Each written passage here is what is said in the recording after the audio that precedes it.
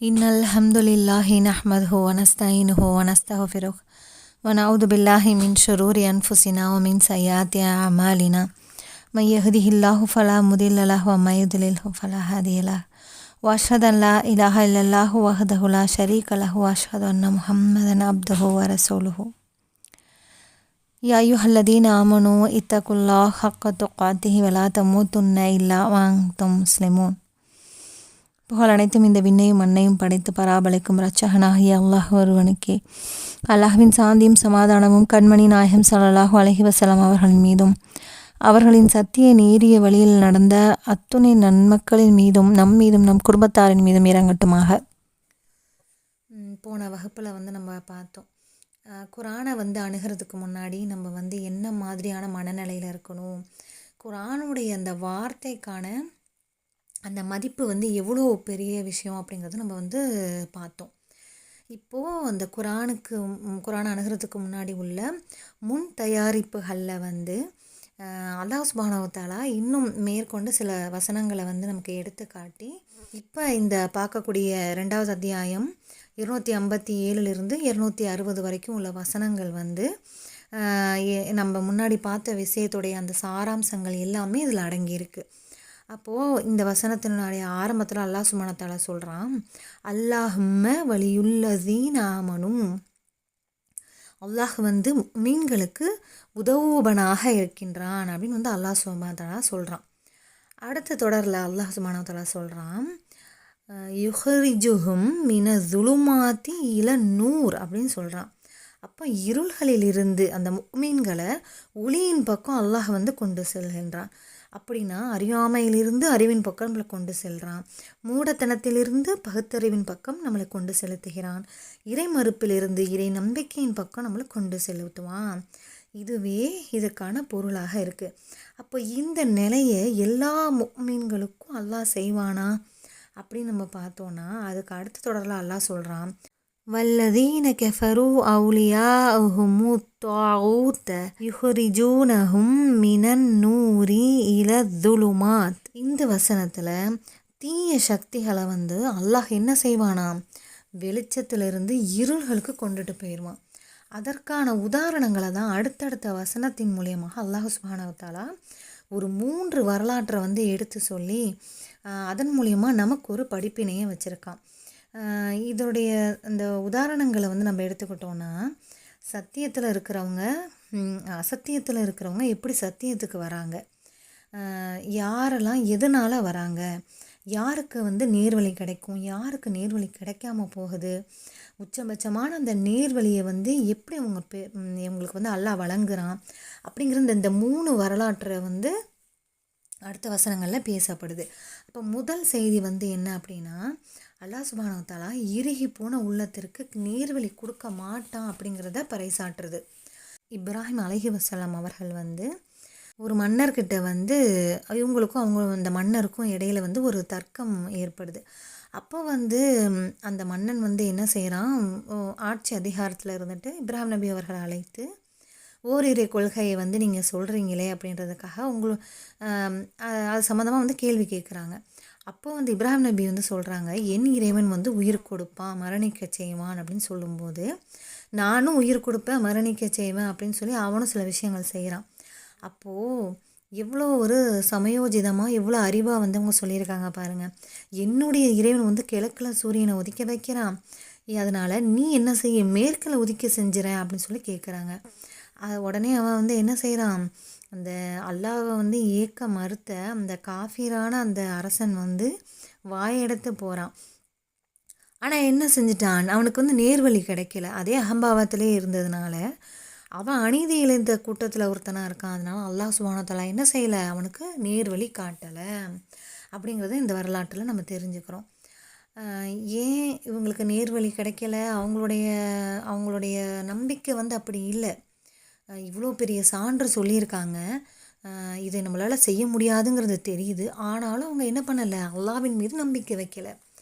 அடுத்து அல்லாஹ் சுப்ஹானஹு வ தஆலா ஒரு கிராமவாசியை எடுத்து சொல்கிறான். ஒருவர் பயணம் செஞ்சு போகிறாரு. அப்போ அந்த ஊர் ரொம்ப அழிவுக்குரிய நிலைமையில் இருக்குது. அப்போ அவங்க என்ன பண்ணுறாங்கன்னா, அந்த கிராமத்தை கடந்து சென்றவரை பற்றி நீர் அறிவீரா? இந்த ஊர் அடியோடு வீழ்ந்து கிடந்தது. அவ்வூர் அழிந்த பிறகு அல்லாஹ் எவ்வாறு இதை உயிராக்குவான் என்று அவர் நினைத்தார். உடனே அவரை அல்லாஹ் 100 ஆண்டுகள் மரணிக்கச் செய்தான். பின்னர் அவரை உயிர்ப்பித்து எவ்வளவு நாளை கழித்திருப்பீர் என்று கேட்டான்.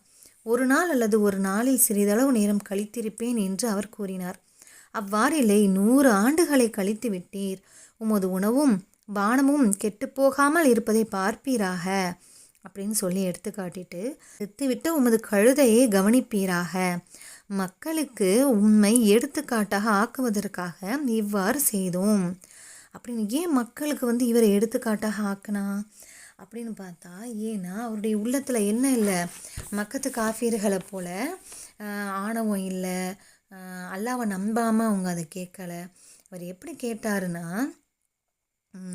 அல்லாஹ் வந்து அவரை வச்சே அவருக்கு எக்ஸ்பெரிமெண்ட் பண்ணி இப்போ காட்டியிருக்கான்னா, அவருடைய உள்ளத்தில் அகம்பாவம் இல்லை, ஆணவம் இல்லை, அல்லாவை மறுக்கிற நிலையில் அவர் அந்த சொல்ல வந்து அவர் சொல்லலை. இந்த ஊர் எப்படி திரும்ப வந்து உயிர் பெற்று திரும்ப எப்படி சீராகும் அப்படிங்கிறத வந்து அவர் வந்து இயல்பான ஒரு மனநிலையில், குரானுக்கு எதிராக நின்று அவர் வந்து அதை கேட்கலை.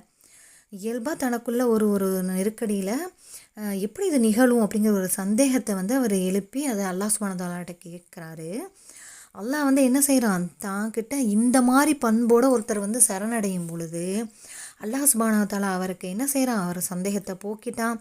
இந்த இவ்வளோ பெரிய நிகழ்வை அவரே வச்சு அவருக்கே என்ன செஞ்சிட்டான், தன்னுடைய பொறுப்பில் அவரை எடுத்து அவருக்கு வந்து எடுத்து காட்டுறான். தன்னுடைய மகத்துவத்தை எல்லாம் எடுத்து காட்டிட்டான். அப்போது இந்த அடிப்படையில் தான் நம்ம வந்து இறைவனை வந்து நெருங்கணும். அப்படி நெருங்கும்போது தான் அல்லாஹ் சுப்ஹானஹு வ தஆலா என்ன செஞ்சான், அவருடைய சந்தேகத்தை போக்குவது போல் நம்மளுடைய நமக்கு ஏற்படக்கூடிய அனைத்து சந்தேகங்களும் இந்த குரானின் மூலிமா நமக்கு தீர்க்கப்படும். அப்போ 100 ஆண்டுகள் கழித்து அவரை எழுப்பி இவ்வளோ விஷயங்கள் வந்து அல்லாஹ் சுப்ஹானஹு வ தஆலா அவங்களுக்காக செஞ்சுருக்காங்க. அவங்க அதை அறிஞ்சிக்கிறாங்க. அறிஞ்சதுக்கப்புறம் அவருக்கு ஒரு தெளிவு பிறக்குது. அப்போது அவர் என்ன வார்த்தை சொல்கிறார் பாருங்கள், கால அலமு அன்னல்லாஹ அலா குல்லி ஷையின் கதீர் அப்படின்னு சொல்கிறாங்க. அல்லாஹ் அனைத்து பொருட்களின் மீதும் ஆற்றலுடையவன் என்பதை நான் அறிகிறேன், இது மூலியமாக நான் அறிஞ்சுக்கிட்டேன் அப்படின்னு சொல்கிறாங்க. அப்போது இவருடைய ஒரு குவாலிட்டி எப்படி இருக்குன்னா, சாதாரண ஒரு அகம்பாவம் இல்லாமல் இதெல்லாம் நடக்குமா அப்படின்னு நினைக்காம, இது எப்படி ஆகும், இதை வந்து அல்லாஹ்வால செஞ்சிருவானா அப்படின்னு அவர் வந்து என்ன செஞ்சார், ரொம்ப பணிவோட தாழ்வோட அல்லாஹ்வுடைய அந்த மகத்துவம் எப்படி இருக்குன்ற ஒரு விஷயத்தோடு அதை கேட்டார். அல்லாஹ் சுப்ஹானஹு வ தஆலா இது வந்து அவருக்கு கொடுத்தான். இது வந்து ஒரு செய்தி நமக்கு.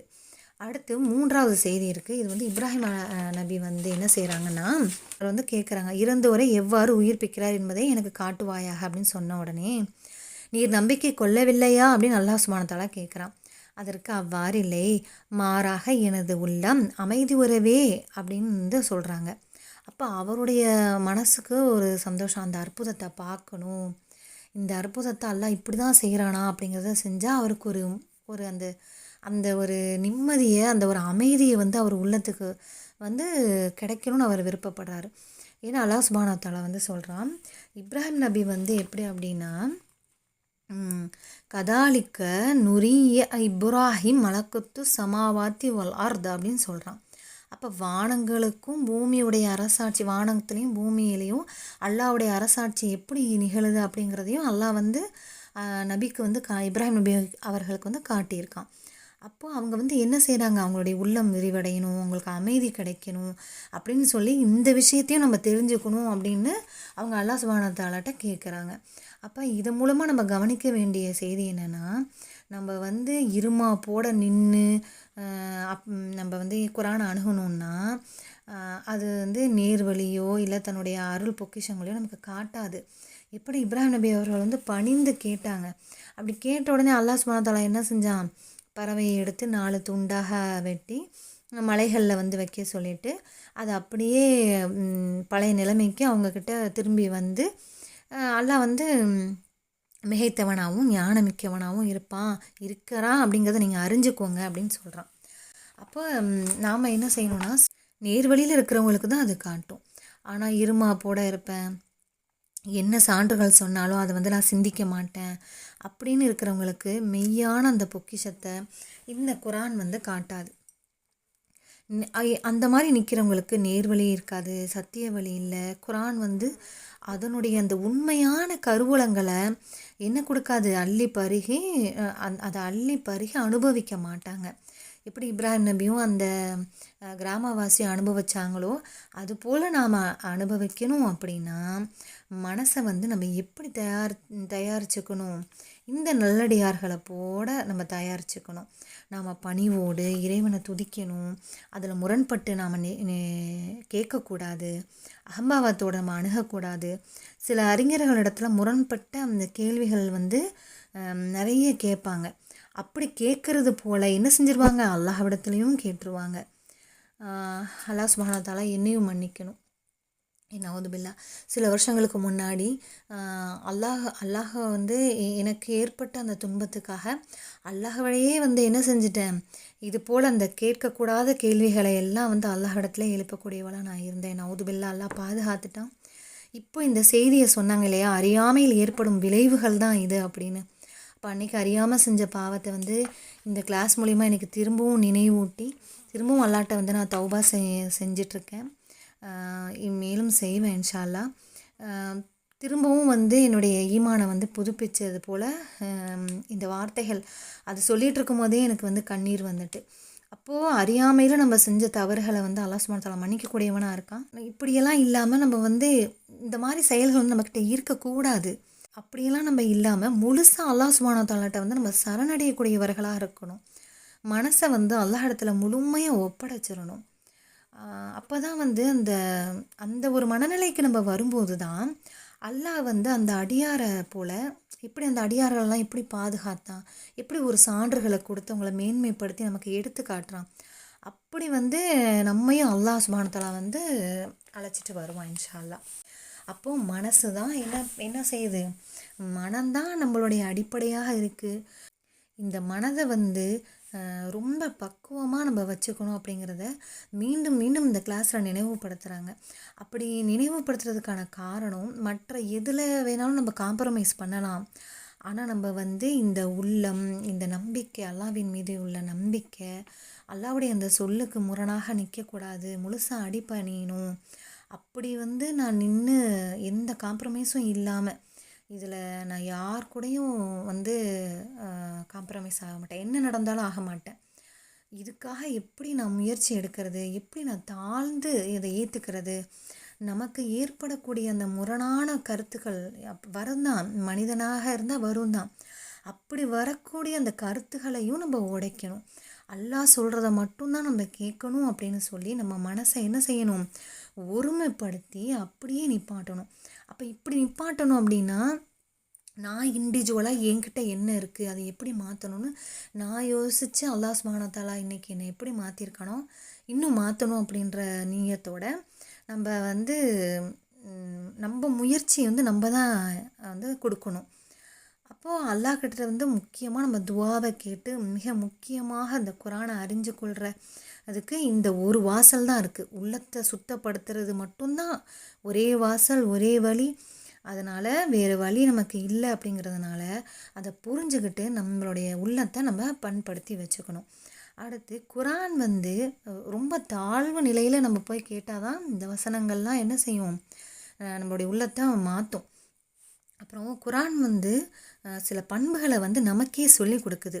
இந்தந்த மனநிலையில் வந்து நீ இருந்தா இந்த அடையாளங்கள்லாம் வந்து நான் உனக்கு காட்டுறேன், இந்த செயல்கள்லாம் உன்கிட்டேருந்து வெளிப்படும், இந்த செயல்களை வந்து நீ சரி செய்யணும் அப்படின்னா அதுக்கு வந்து ஒரு அழகிய செயலுக்கு ஒரு அழகிய மனநிலை வந்து ரொம்ப அவசியமாக இருக்குது. அப்போ ரெண்டும் ஒன்றோடு ஒன்றோட ஒன்று ரொம்ப பிணைந்ததாக இருக்குது. ஒருவருடைய மனநிலை, அதை கொண்டு அவர் செயல்படுத்தக்கூடிய அவருடைய செயல், வெளிப்படையாக தெரியக்கூடிய செயல், அதை சொல்லி தான் அல்லாஹ் சுப்ஹானஹு வ தஆலா என்ன செய்கிறான், இந்த குரானையே வந்து எடுத்துரைக்கக்கூடியவனாக இருக்கான். இதில் வந்து இந்த குரானை படும்போது அது அருளப்படும்போது நிறைய மாற்றங்கள் இருக்கலாம். ஆனால் அந்த தொகுக்கப்பட்ட பிறகு வந்து பார்த்திங்கன்னா ஃபாத்திஹா சூராவை தான் வந்து முதல்ல வந்து வச்சுருக்காங்க. அப்போது இந்த சூறா வந்து நிறைய மகத்துவம் வாய்ந்ததாக இருக்குது. இது இல்லாமல் நம்மளுடைய தொழுகையில் நம்ம போன கிளாஸ்லேயே பார்க்குறோம். அப்போது இதில் நம்ம என்ன ஓதுறோம், தொடர்ந்து இஹ்தின சிராத்துல் முஸ்தகீம் அப்படிங்கிற ஒரு துவாவை வந்து கேட்குறோம். நீ அருள் புரிந்தவருடைய வழியாக இருக்கணும், நீ யார் மீது கோவப்பட்டியோ அவங்களுடைய வழியாக இது இருக்கக்கூடாது, வழி தவறியர்களுடைய அந்த வழியாக இது இருக்கக்கூடாது, உன் அருள் பெற்றவர்களுடைய வழியாக என்னை அந்த வழியில் என்னை நீ செலுத்து. கேள்விக்கான அந்த நம்ம வந்து எல்லா இடத்துல கேட்குறோம் இல்லையா, வழி தவறுடைய வழியை வந்து எனக்கு காட்டிடாத அப்படின்லாம் நம்ம கேட்குறோம். ஏன் நம்ம வந்து ஒரு நல்ல பாதையில் இருக்கணும், இப்படியெல்லாம் நம்ம போயிடக்கூடாது அப்படிங்கிறதுக்காக கேட்குறோம். அல்லாஹ் சுப்ஹானஹு வ தஆலா இந்த வசனத்தில் இப்படி சொல்லி கொடுத்துட்டு நமக்கு அடுத்த வசனத்தில் வந்து இதுக்கான பதிலை வச்சுருக்கான். அதாவது இப்போ நம்ம கேள்வியாக தானே கேட்குறோம், என்னை வழியை செலுத்துன்னு சொல்கிறோம். எப்படி நீ செலுத்திக்கணும், எப்படி நீ உன்னை மேம்படுத்திக்கணும்னா, இது வேதம், அலிஃப் லாம் மீம் ஸாலிகல் கிதாப் லா ரைப ஃபீ அப்படின்னு அல்லாஹ் சுப்ஹானஹு வ தஆலா சொல்கிறான். இது வேதம், இதில் எந்த சந்தேகமும் இல்லை, அல்லாஹ்விடமிருந்து வந்திருக்கு அப்படின்னு எந்த சந்தேகமும் உங்களுக்கு வேண்டாம் அப்படின்னு அல்லாஹ் சுப்ஹானஹு வ தஆலா சொல்கிறான். அப்போ இதை திறந்த மனதோடு முன்முடிவு இல்லாமல் நாம் அணுகிறப்போ இதில் நமக்கு எந்த சந்தேகமும் வராது. எல்லோராலையும் ஏற்றுக்கொள்ளக்கூடிய அந்த சத்தியங்கள் வந்து இந்த வேதத்தில் சொல்லப்பட்டிருக்கு. அனைத்தையுமே உள்ளடக்கக்கூடிய ஒரு வார்த்தையாக இந்த வார்த்தை இருக்குது. ஒட்டுமொத்தமாக இந்த வேதம் என்னவா இருக்குது, சத்தியமாக இருக்குது, உண்மையாக இருக்குது அப்படின்னு சொல்லி அல்லாஹ் சுப்ஹானஹு வ தஆலா சொல்கிறான். அப்படி சந்தேகம் இல்லாமல் நம்ம நம்பணும் அப்படின்னா, அப்போது இது இறைவேதம் தான் அப்படின்னு அல்லாஹ் சுப்ஹானஹு வ தஆலா சொல்லிட்டு, இதை சந்தேகமே இல்லை நீங்கள் எல்லாருமே நம்புங்கன்னு சொல்கிறான். ஆனால் இந்த இறைவேதம் அருளப்பட்டு இவ்வளோ ஆண்டுகள் ஆகுது. நபி ஸல்லல்லாஹு அலைஹி வஸல்லம் அவர்கள் இருந்து 1400 வருஷத்தில் நம்ம எல்லாரும் எப்படி இருக்கணும், எல்லாருமே முஸ்லீமாக மாறி இருக்கணும் இல்லையா. அப்போ இந்த குரான் வந்து நம்மக்கிட்ட உண்மை தானே பேசுது. இதனுடைய ஒவ்வொரு சான்றுகளும் வந்து அன்னைக்கு கூட நம்பாமல் இருக்கலாம், ஆனால் இன்றைக்கி இந்த காலகட்டத்தில் எல்லாருமே நம்பி ஆகணும் இல்லையா. அப்போது நல்ல அறிவோடு இருக்கிறாங்க, அனுபவங்கள் நிறைய இருக்கிறாங்க, அவங்களுக்கு நல்ல சூழல் இருக்குது, நல்ல துறைகள்லாம் வந்து நல்ல ஒரு அறிஞராக இருக்காங்க. இவங்க எல்லாருமே ஏன் வந்து இஸ்லாத்தை வந்து ஏற்றுக்கலை அப்படிங்கிறத வந்து நம்ம சிந்திச்சு பார்க்கணும். ஏன் அவங்களால ஏற்றுக்க முடியல, அதுக்கு என்ன காரணம் அப்படின்னா லா ரைப ஃபீஹ் தான் காரணம். இதில் எந்த சந்தேகமும் இல்லை, ஒட்டுமொத்த உலகமும் முஸ்லீமாக ஆனால் ஏன் மாறலை, சந்தேகம் இல்லாதப்ப ஏன் மாறலை. அடுத்த வசனத்தில் அல்லாஹ் சுப்ஹானஹு வ தஆலா சொல்கிறான், ஹுதல் லில் முத்தகீன். அப்போ முத்தகீன்களுக்கு தான் இது வழி காட்டும் அப்படின்னு சொல்கிறான். அப்போ இந்த முத்தகீன்கள் யார்,